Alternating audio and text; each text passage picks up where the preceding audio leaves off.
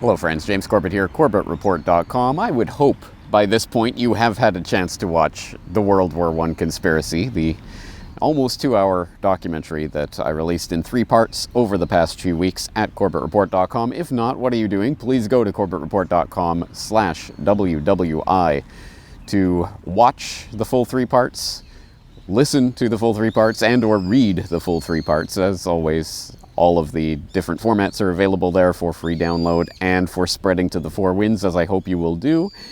And I'm sure I'll have to explain this many times in the coming months, but to clear up any confusion, yes, the World War I Conspiracy documentary is now concluded. That is the documentary. But it ends with it to be continued because it is part of a larger project, and you can probably guess where this is going. But anyway, enough said on that front. It will be several months, though, before this project is continued, so hold on for that. But in the meantime, the World War I Conspiracy documentary is concluded, but as you can imagine, of course, this isn't everything there is to say about the topic of World War I. Of course, I could have done 100 different documentaries based on each individual little point. I condensed entire books into paragraphs in this documentary. It's incredible the amount of information that's out there, so I've only scratched the surface. So you can bet your bottom dollar that in the coming weeks and months I will be doing follow-up work to this documentary, fleshing out and expanding on a lot of the different details here. And as the first step towards that, today I am putting out there the full interview that I recorded with Richard Grove for this documentary. Obviously you saw the various clips of Richard speaking in the documentary, but here is the full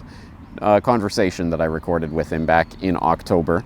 And it's a very, there's lots of different moving parts in this. So again, I'm sure this will relate to some of the things that were in the documentary. There's other things that weren't addressed in the documentary. So I'm sure you'll be able to get something out of this.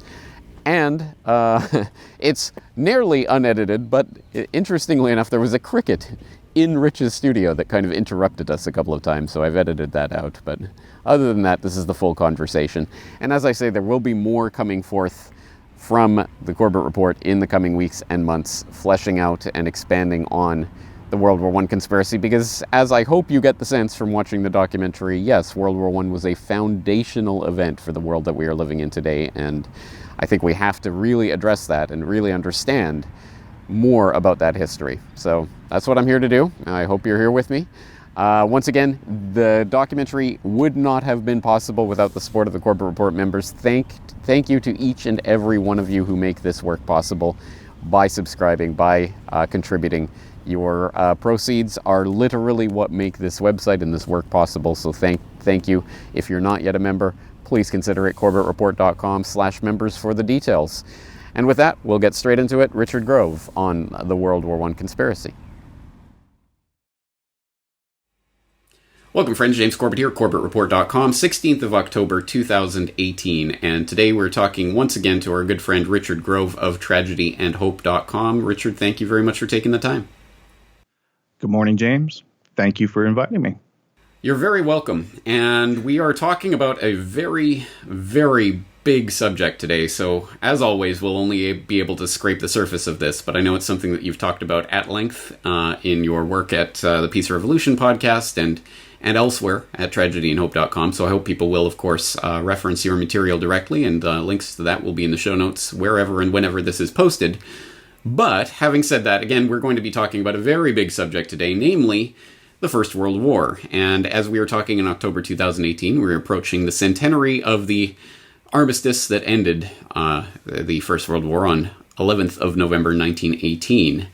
And World War I strikes me as one of those subjects that, of course, we all learn about in school in some form, in some fashion, but it's largely glossed over, and I think is probably largely thought of as just preparation for World War II in most history classes these days, at least in the high school or freshman college kind of context. So not a lot of people really know about World War I in depth, not just in terms of the war itself, but more specifically its origins, which I think is probably the most important question to ask. What was World War I about? How did it start? Who started it? Why? For what purpose? So those are the types of questions that we're going to be contemplating today. And there's a cast of characters that are behind the real answer to this, that again, I think most people in our current day and age know very little, if anything at all, about. They might see some of these names when they go to the supermarket and look for certain types of tea, but other than that, they probably don't know who these people really are. So let's start with someone who's exceptionally important in this story, but again, is largely lost to history, or at least glossed over. I'm talking about someone named Lord Milner, Lord Alfred Milner. Who was Lord Milner? What was his kindergarten? Where was he working? Who is this character, and how does he relate to the story of World War I? Well, that's an easy question to answer. It just takes a long time. Lord Milner was a British journalist, and then a statesman, and then an administrator. He was an administrator over the Transvaal colony of South Africa. That was like the Dutch part. And then, if we get into the Boer Wars, that would be the section involved. He was also the High Commissioner over South Africa, which formerly was the British South Africa Company, which formerly before that was the Cecil Rhodes De Beers diamond conglomerate cartel taking hold down there. So it starts with a corporation, then turns into colonizing enterprise, and then becomes an official part of the British Empire, that being South Africa. So Milner is involved underneath of Cecil Rhodes, and his kindergarten are a bevy of lawyers and administrators, young administrators from Oxford, who have learned the secret of the British Empire is its race superiority theory, and that's promoted by Cecil Rhodes and Lord Milner. And through his kindergarten, or his acolytes, the people who follow the last will and testament of Rhodes, which basically concluded that they wanted America to be part of the British Empire again. And they set about a series of ways of how to get America back into the British Empire. So Milner's really like the first generation into that, boots on the ground, organizing not only in South Africa and setting up what would be their prototype for a globalist world government, because they're talking about imperial federalism. That's their strategy. And so it's like perfected in South Africa, a history which has the result of apartheid and starts with concentration camps. So it's a very poor example of freedom, which is why it was a great example of how the British Empire could go from just being an empire to absorbing America and then becoming a globalist entity.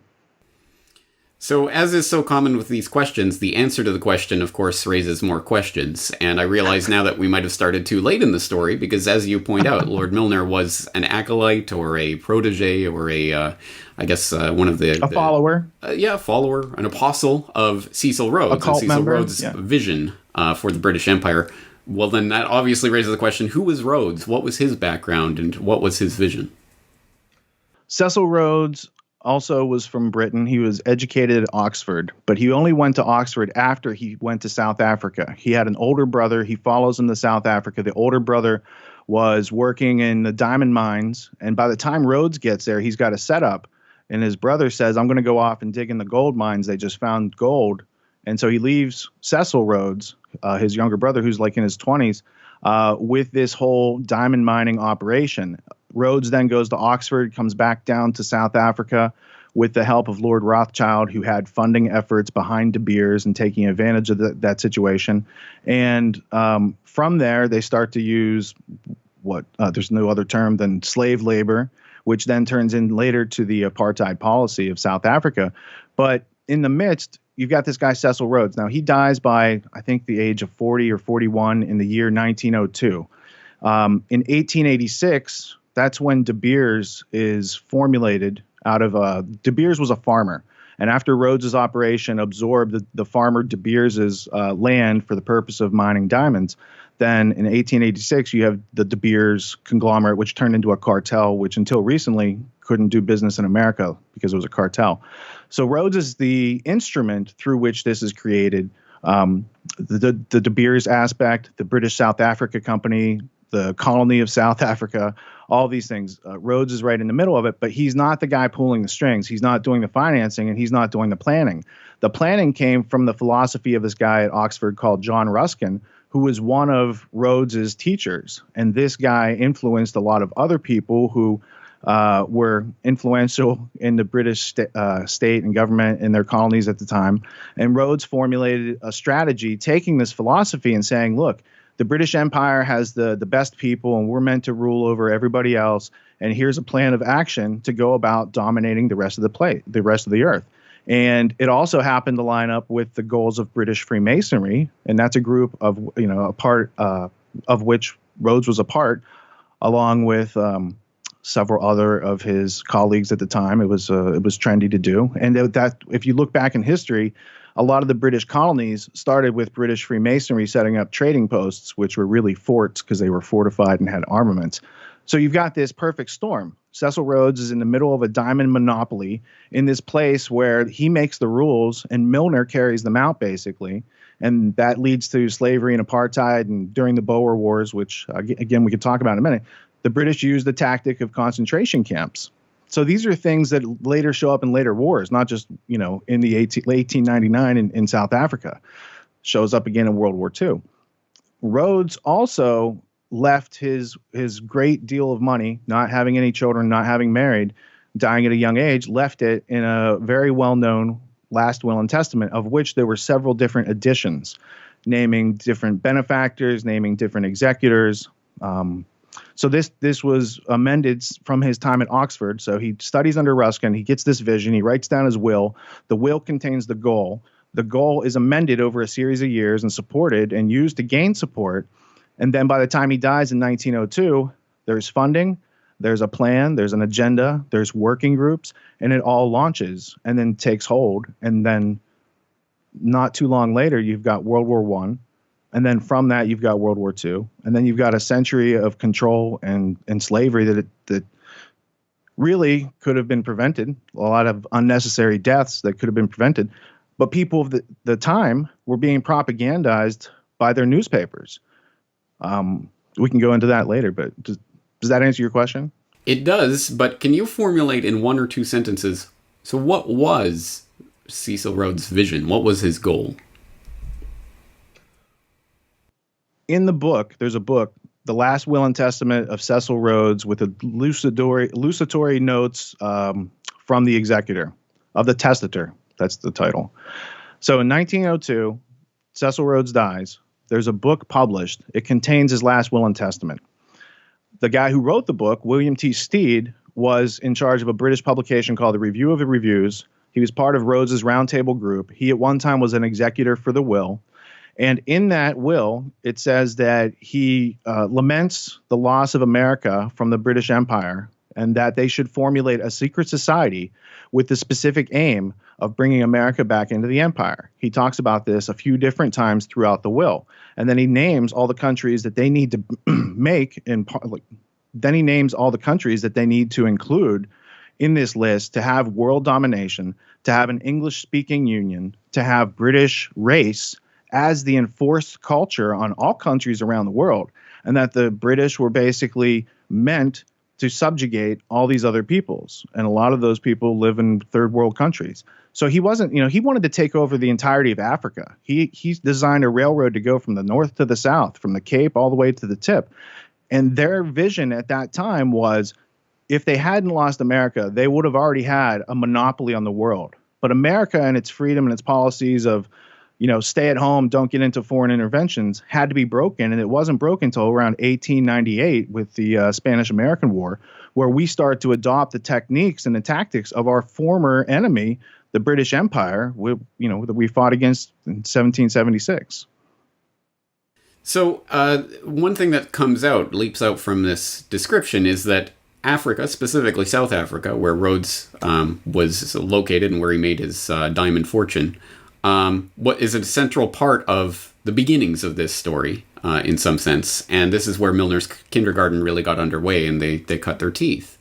And that obviously leads into the pre-World War big war from the British perspective, the Boer War.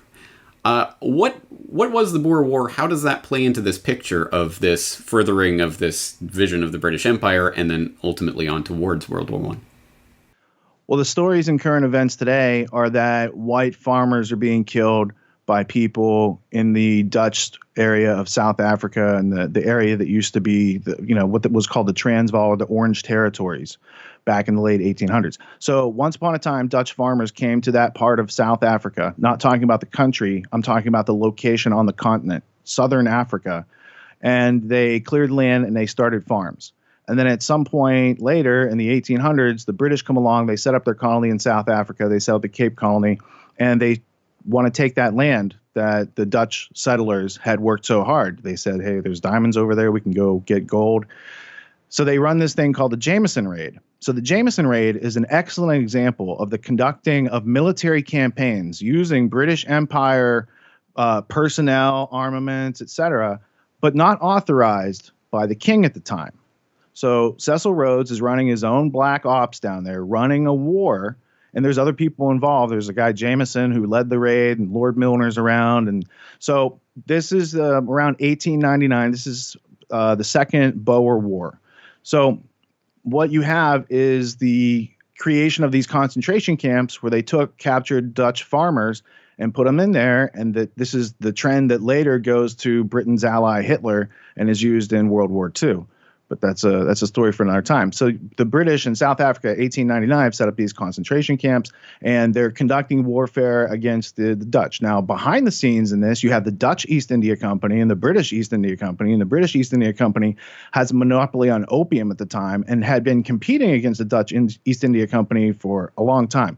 So there's also like the corporate undertones to the political situations even back then. There's corporate undertones, there's political machinations, there's also propaganda, as I think you gestured towards there, that was essential in getting the British public on board with this. Why on earth are we fighting this war, out in southern Africa? What does this have to do with us? There was a lot of propaganda at the time about what was happening in the Transvaal and why it was important for British interests. And I think all of this... And if I'm not mistaken, it was around that time that a guy named William T. Stead, who, again, I mentioned as the editor of the Last Will and Testament of Cecil Rhodes, William T. Stead conducts the first interview, and it's with a guy named General Gordon. Now, I'm thinking this is 1885, so they probably weren't talking about the Boer Wars, but they probably were talking about the colony that they had, India, and subjugating people over there. So that's an interesting factoid. The first printed interview, like propaganda, because they used it as propaganda. Here's a guy from the establishment. He's going to give a favorable set of questions, softball questions, and that's like known as the first printed interview.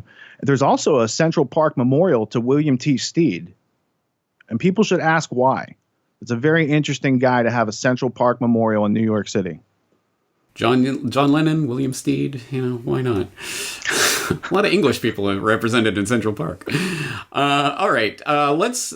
So I think this is by way of introducing the idea of the machinations that went into the preparation for World War I, which are sort of similar, but on a much, much grander scale, obviously, as to what was happening with the Second Boer War. And so let's move this timeline up several years, and we start seeing the political machinations and the diplomatic machinations that are going on to really start to steer Europe, the continent, towards war in the favor of the British. Talk about that manipulation, those machinations, and the people from Milner's kindergarten influenced by Cecil Rhodes' vision who were behind that. I'm going to start with the end and go back to the beginning. The end of it is the British and American people were brought together and worked, against Germany. The American population at that time had a lot of German people in it. 30 to 50% of the population had relations back to Germany. So there had to be this very clever propaganda campaign. It's known today as babies on bayonets. So if you have no interest in World War I, but you think it's interesting to study propaganda so you don't get fooled again, then type it into your favorite search engine, babies on bayonets, World War I. You'll see hundreds of different posters where the Germans are bayoneting babies, and it brings about emotions, and it doesn't give you the details of anything, and emotions drive wars, not facts. Facts are left out and deleted all the time in order to create wars. So I think that putting facts back in might help prevent wars. But I do know that they like to drive people on emotion. The babies on bayonets, getting America into World War I, that's a key part of it. And I wanted to just drop that while I was thinking about it, because you had mentioned the propaganda that they used during the Boer War to get that going on and get British support. Going back to the beginning of the question, this starts really with the death of Rhodes in 1902. There's two key aspects right when he dies that go into motion. First is the Rhodes Scholarships. Rhodes Scholarships are given out by Oxford to some of their allied countries, their favorite countries. One of their favorite countries in the early 1900s, right after Rhodes dies, and these wills go into the will goes into effect, and they have the Rhodes Scholars, was Germany.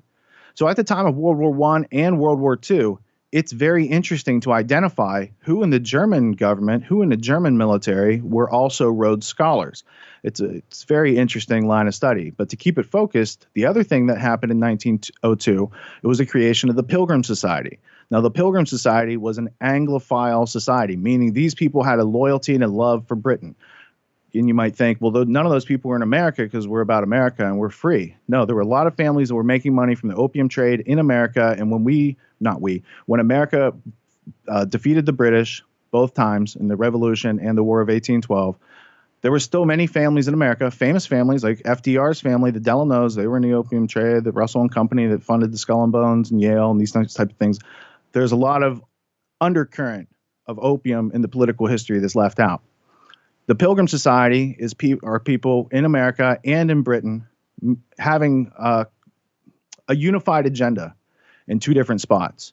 Like if they set up another Washington, D.C., someplace over in Britain, it'd be like that. It's like two capital cities, and these people are the elite rulers who have this big picture idea that are steering world events. So the Pilgrim Society is a who's who, and you can see like Mark Twain speaking there. Now, when Mark Twain spoke at the Pilgrim Society, I don't think he really understood what context he was there. He just thought it'd be cool to go to Oxford and talk to these people and get his honorary degree from Oxford and go to Pilgrim Society meetings.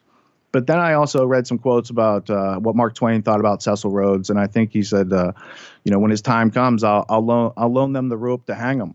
That was the gist of the quote. So Rhodes leaves this money. Secret Society inspires, that's the Rhodes Scholarships and the Round Table. And then the other aspect is the Pilgrim Society. Moving up just a few years, now these people in these groups, Pilgrim Society especially, they're having, things to say about the Russo-Japanese War in 1906. And they're shaping political policy all the way up to the beginning of World War I. So World War I, we're taught it's Franz Ferdinand getting assassinated and, things triggering from there. But really, when you read the continuity, the ominous continuity of the history of the people involved and the statesmen and the administrators, there's a much bigger story and lesson to be learned, and that it's not being taught really anywhere except here. One of the incredibly important parts of this story, of course, as with any war, is who's funding it and where is the financing coming from. And unfortunately, as with so many others, it goes back to the Rothschilds, who you did mention in terms of funding Rhodes in southern Africa as he was consolidating the diamond business over there. Trade. And they were also involved in the Rhodes Scholarships. There's also continuity there. And there's a strong Oxford influence. So it's not just Rothschild. There's like the British Empire notion of being, that comes from Oxford, which is like 1,000 years old. And then you have financial allies like the Rothschilds, and then you have the political allies like the people that's the nobility. They still have nobility and a king and queen. Well, not a king right now, but they still have monarchy over there is what I'm saying. So it's a complex picture with nuance, but it's a finite planet, and there was only so many people participating at that level, and most of the important parts are hidden. As always. So let's start to uncover it. I know you've done a lot of extensive research on the Rothschilds for your upcoming book. Tell us specifically who in the Rothschild family, I'm assuming in the English branch, were most intimately connected to this group revolving around Milner. Well, I'm going to bookend it, and it's this guy named Lord Rothschild. Now, you just can't say Lord Rothschild because there's a lot of Rothschilds, and there's a lot of them that have nobility, titles of nobility. First, second, and third generations, fourth, fifth generations.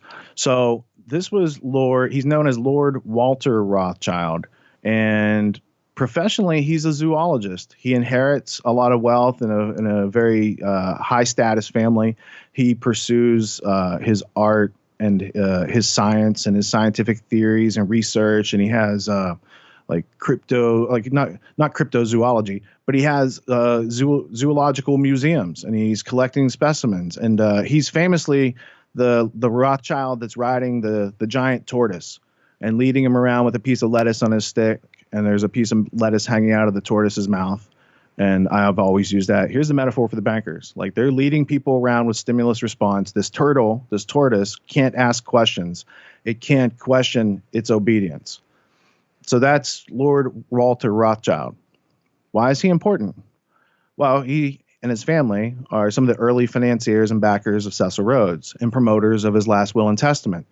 And in the question of America being brought back into the British Empire, there are newspaper articles. There's one in 1902 where Lord Rothschild is saying, this would be a good thing to have America back in the British Empire. He's also the Lord Rothschild to whom the Balfour Declaration is addressed. And the Balfour Declaration is a piece of paper in 1917 from the British government stating that the land of Palestine can go to the Zionists, and it's addressed to Lord Rothschild. The issue is, when you look into the origins of the Balfour Declaration, it starts with a note, like a list of things that he wants, Lord Rothschild. And then it goes to Milner, Alfred Balfour, and then goes back to Lord Rothschild. So there's this political, financial nuance that overlays from the 1880s all the way through the beginning of World War I, actually almost to the end of World War I. And that's a serious part of the story that is always consistently left out in any type of higher learning. All right, well, you raised the Balfour Declaration, the specter of the Balfour Declaration, which becomes an important part of the World War I story, and more specifically, the post-World War I story, talking about Paris 1919. But for people who don't have any clue about this, what was the Balfour Declaration? So in 1917, there's an agreement, a letter of agreement sent from the British government from Arthur Balfour, who's, I believe he's the foreign secretary. It's sent from Arthur Balfour to Lord Rothschild. Now, Lord Rothschild and Arthur Balfour, they know each other. They have a long history together. And there's a lot of Fabian socialists in this whole story of what led up to World War I. Specifically with Balfour, he's acting as an agent of the British government saying, we're going to give away this land that's not really ours, and we're going to give it to you guys and your group. The problem is the British had also promised that same land to the Arabs. So now the Balfour Declaration is going against some of the foreign policy plans that they've already promised to these other countries. The other interesting thing about the Balfour Declaration is it just had its 100th anniversary. So they last year had a site that had the whole history of the Balfour Declaration. You could see the originals from Lord Rothschild and going to Lord Milner for changes and coming through Arthur Balfour, and then being sent back as an official letter from the monarchy, basically. So that's interesting. But there's also interviews where the current Lord Rothschild, Lord Jacob Rothschild, comments on his ancestors' history and how they brought about the Jewish state in 1947-48 because of the Balfour Declaration. So there's a lot of history to unpack there. But most people, again, they're not aware of the document, let alone the very interesting history behind it, let alone what that really means in the bigger story. And in the bigger story, you've got a guy that has, been working, and this is Lord Milner, who's involved in the process, and he's the executive manager of getting Cecil Rhodes' plan to get America back into the British Empire out there. And then you've got the financing end of it and the social contact people chiming in and saying, yes, would like this to be done. And they also cut a deal with the British government to get Palestine. So there's a lot of things that go on right before America ends up getting into the war. And these are parts that are left out. Most people just see, first off, there's two Balfour Declarations. Balfour also made a declaration in 1927, and it's not related to Palestine, but there's also, just so you know, there's two versions out there, two different documents. The 1917 document, the Balfour Declaration, is an essential and primary document to learn anything about the history of the state of Israel, because that's where, because until then, Palestine was under British mandate. And I think British mandate over Palestine, I think it started September 11th, 1921 or 1922 as a function of the Versailles Treaty. And I know this probably isn't the answer to the question, but the Versailles Treaty basically reorganized and redrew the map of the world according to the people who had planned out the war in the first place. So the Balfour Declaration is part of that story as well, the redrawing of a bunch of other people's territories without their will or consent. But I'll leave it there. It's an exceptionally interesting and important part of this story, and as you say, a lot of it is glossed over, and most people have probably never even heard of the Balfour Declaration, so it is important to get that history in. But let's move this conversation now across the Atlantic towards the United States, who obviously did take part in World War I, but not until 1917. So from the American perspective, they're watching this great war going on in Europe for 3 years, millions of people slaughtered in this bloody, mindless trench warfare. And they're watching this, and then suddenly in 1917, the United States, which up to this point had largely thought of itself as an isolationist type of nation, free trade with all, but no entangling alliances, all of that rhetoric that we've heard from the founding of the country up until that point, suddenly decides to get involved in this war, or maybe not so suddenly. What were the machinations going on to get the United States involved in this conflict, and who was behind those machinations? Well, the first part is getting the American public to accept that Germany might be an enemy. And the first step in that process would be propaganda to dehumanize people in Germany. And that way, anyone from German extraction in America would see those people as separate from them, because they're doing different stuff now than when their family lived there, and that's not acceptable. So their first was turning up the temperature on the American public with some propaganda. Now, behind the scenes, you've got Woodrow Wilson and Colonel House on the American side, and then you've got the whole Anglo-American establishment on the other side over in London cooking up things behind the scenes. There's a lot of letters and strategies that go back and forth, and America just doesn't get into the war because of the Zimmerman telegram or the Lusitania, although those are definitely steps toward the war. And when you look at these steps toward the war, there's a lot of nasty fingerprints on these, like things that could have been avoided but were let happen in order to bring about the reaction, like problem, reaction, solution type of thinking. And it was made sellable by Wilson to the public. And once they got that combination right, then America gets into the World War I on the side of the British, on the side of the Allies, and then it ends, and the armistice is highly unbalanced. It's a power play. And I would argue that if you look at the Versailles Treaty as it ended up with the people in power and the people that are punished, I would argue that that's the game plan from the beginning, that not a whole lot changed. They got exactly what they wanted. They orchestrated everything. They controlled the press. There's a great quote by he's a congressman from Montana. His name was Oscar Callaway. It was 1917. And he lists how all the major publications are bought up by these globalist interests, the shipbuilding interests, the iron interests. He wasn't saying globalism, but when you look at what globalism is, it's people who are adhering to an idea that doesn't include freedom, it doesn't include local accountability, and it does include them dominating people to their will all over the place, regardless of morality or ethics. So Oscar Callaway in 1917 is pointing to the fact, and if the Americans aren't getting the real information, they could be highly influenced to take steps that would lead to a century of, war. So you talk about, obviously, it was President Woodrow Wilson at the time that the United States became embroiled in the First World War, and it was Wilson's vision that led to the creation of the League of Nations after the war. But who really was Wilson? How did he actually get into office, and was he really the driver of his own administration?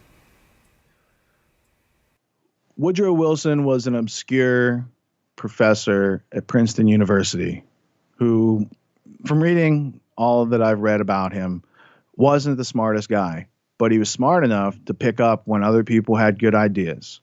And then he bumps into this guy named Colonel House. Now, Colonel House, he grew up in Beaumont, Texas, and Colonel House's dad was like a Rhett Butler type of smuggler, privateer, pirate during the Confederate War with the Union.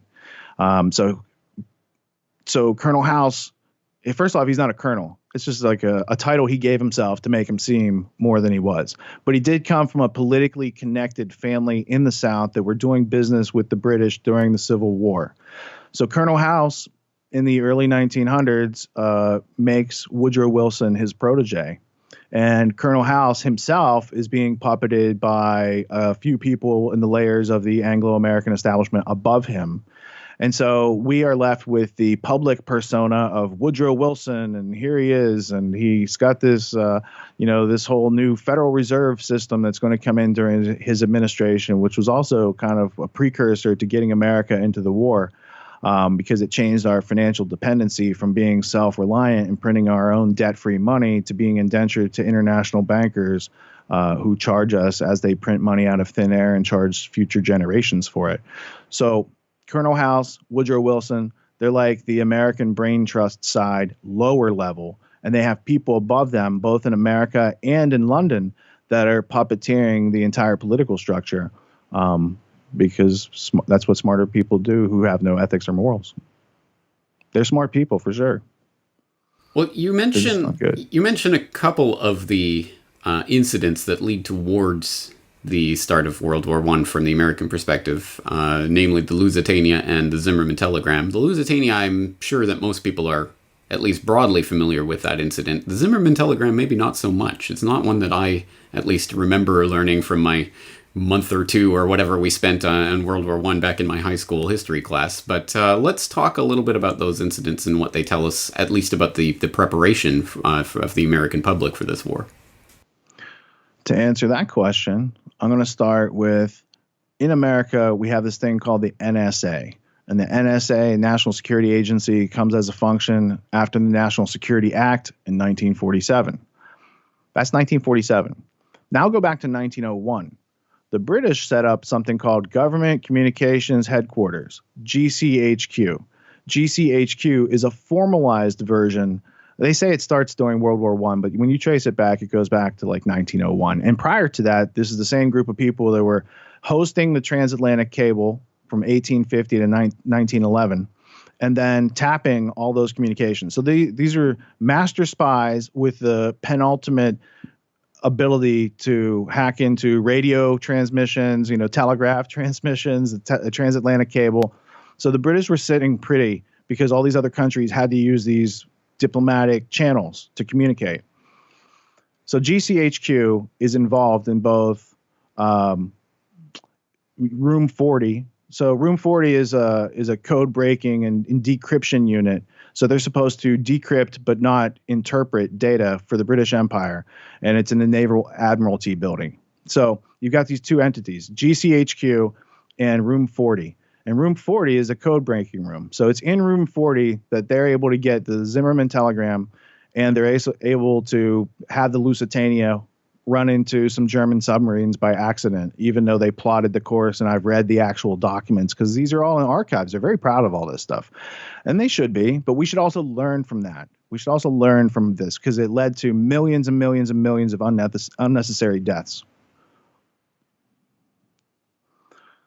So the Zimmermann telegram, it's a telegram from the German Secretary of State, Arthur Zimmermann, two N's, to the Mexican ambassador from Germany. So it's a German ambassador in Mexico, and his name is Heinrich von Eckardt. So the Zimmermann telegram is a diplomatic cable sent from Arthur Zimmermann to Heinrich von Eckardt from Germany to Mexico. How does a message get from Germany to Mexico?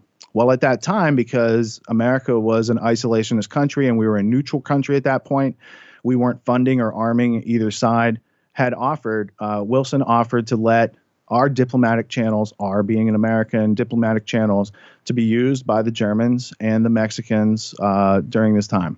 Now, most messages were sent in the clear, meaning that the Americans could read them as they passed the message along. Zimmermann gives the American diplomat, the American ambassador, a coded message. And the Americans don't try to break it. They just pass it along to Mexico, to Heinrich von Eckardt. And the British decrypt it, and they see it. And they're like, oh, What it says is if America declares war on Germany, that Mexico would side with Germany, and in return, Germany would give it funding, training, and give it Texas, New Mexico, and Arizona as part of the deal. Then British intelligence leaked this memo, and they didn't really leak it without American permission because Colonel House and Woodrow Wilson knew all about it. But they leaked it to the public at an appropriate time to build up animosity and emotions against the Germans. And so it was one of the key psychological warfare aspects. Now, some people have said the Zimmerman telegram never existed. And I would point out that Arthur Zimmern, I think on March 28th of that year, in the Reichstag, admitted that it was a real message, that they were really making an offer to Mexico. And it was only if America declared war on Germany. If World War I was not the random result of some political assassination, but was in fact the end result of a period of careful calculations of over many years by very rich and powerful people working in a concerted effort to bring this about, why? Why were they so desperate for this war? What did it accomplish for them and their aims? What World War I allowed these globalists, these Anglophiles, these people who wanted the English-speaking union to reign over the whole world, what it allowed them to do was militarize American thinking. And what I mean by that is there was a whistleblower called Norman Dodd. He was the head researcher for the Reese Committee that looked into how nonprofit foundations were influencing American education away from freedom.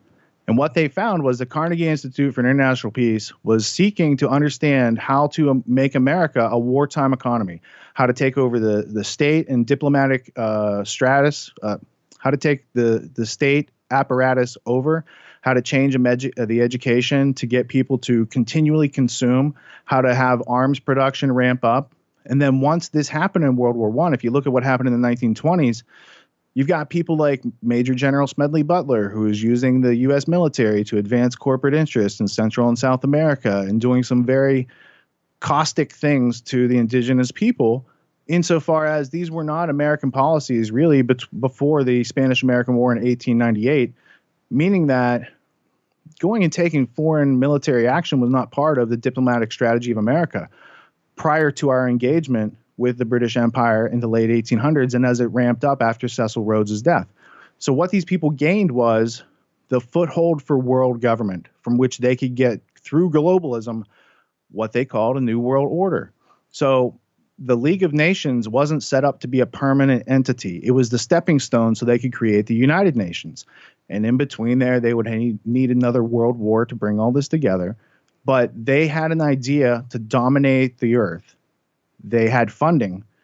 They carried it out with stealth, covert apparatus, and communications. And they treated America as an ally, even though America was clearly an enemy to be used, to be subjugated, to be brought back into what they called the British Commonwealth, as they rebranded, and to be used as a spearhead on globalism. So when people were like, oh, America has been at war for the last 60 years and America has invaded and overthrown all these regimes and messed in elections, that really wasn't part of American policy until we got into the special relationship with Great Britain. And at that time, Great Britain's playing this game called the Great Game with its cousins in Germany, in Russia. And they're all trying to bring about world domination. But the British had a worldwide monopoly on opium. They had the funding. They had the financial help. And they came out dominant. And that's a function also of World War I, that all those other monarchies fall and they're replaced with, state federal governments, which is part of world federalism. So the globalist philosophy. So I know you've addressed this more or less, but let's tease it out a little bit more. Specifically, what was the significance of the founding of the Federal Reserve and the institution of the income tax the year before the World War I broke out, and a few years before the U.S. became embroiled in that war? How did that help the aims and interests of these warmongers and war profiteers? The Federal Reserve Act originally was the Aldrich Act, and because Aldrich was an Eastern establishment rich person, it was rejected by the American public.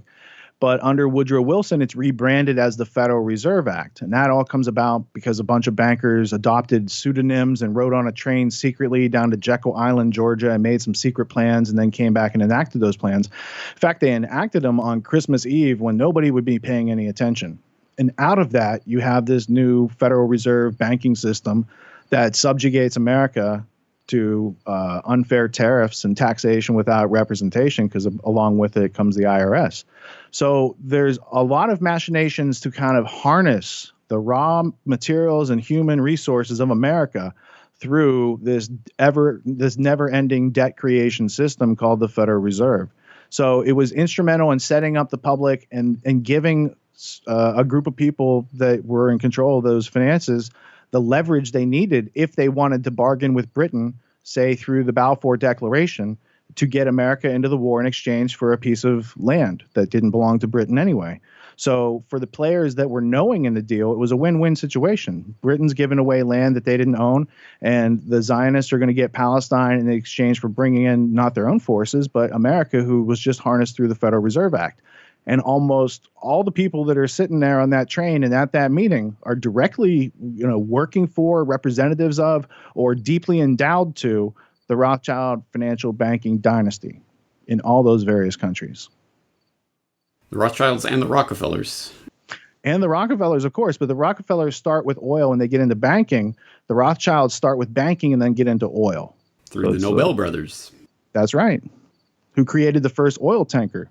The Nobel brothers. And also, obviously, in bed with the armaments industry. And absolutely, because I think it was Alfred Nobel that created dynamite, and then Ludwig Nobel died, and then the papers reported that the creator of dynamite was dead, and World War I and all this stuff was horrific. And then Alfred Nobel says, I want to create something to leave a legacy, and that's the Nobel Peace Prize. So the guy who created dynamite that led to millions of deaths being used in war, then creates this Peace Prize as a political, trophy. And you see who they handed out to. All right, Rich, we have covered an awful lot of ground here. And there's so much more, obviously, so many more details that need to be explored here. But if there are any gaps in this narrative or any important characters or anything that you wanted to bring to the table, now would be the time, or forever hold your peace. Lord Milner, in his career, was influential in Rio Tinto mining, which was a Rothschild mining operation set up in Rio Tinto is from the 1870s, and the Rothschilds get into it 1883. So the fact that Milner and his corporate board membership, as we would call it today, he's involved at a deep level.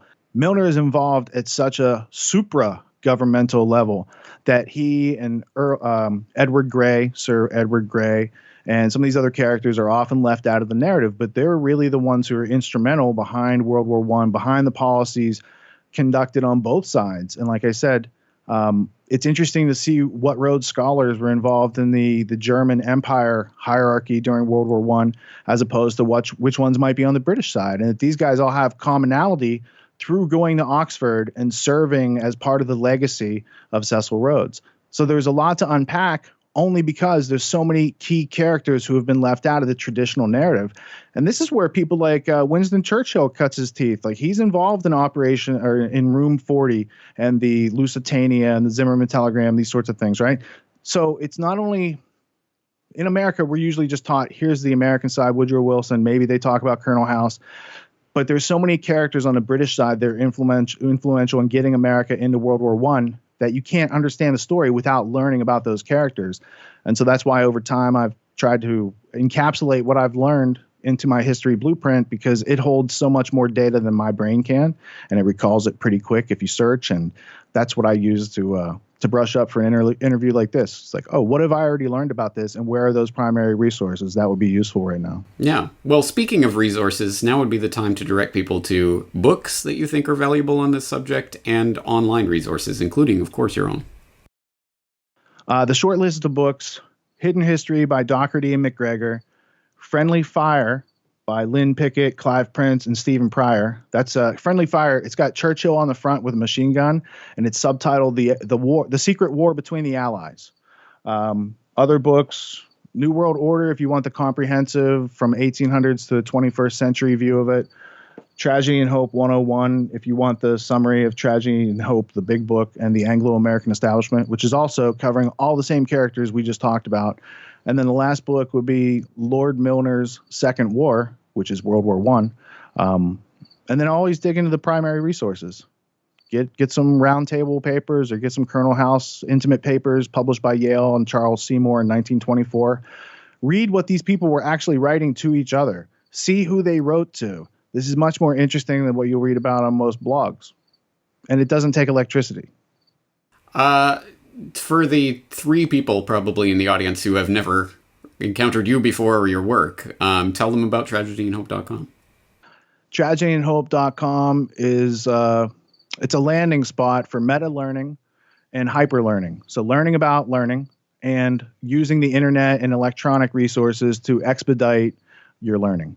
So the theme is Tragedy and Hope was a 1966 textbook published by a Georgetown professor, Carol Quigley, who had access to the Council on Foreign Relations records for 20 years. And prior to that had dealt with a whistleblower from within the secret society of Cecil Rhodes.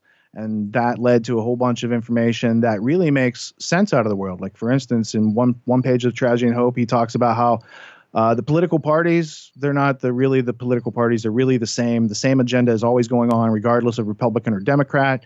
That this group behind the scenes works with the communists, works with the anarchists, works with the capitalists. They worked with Wall Street. They worked with FDR. They worked with Hitler.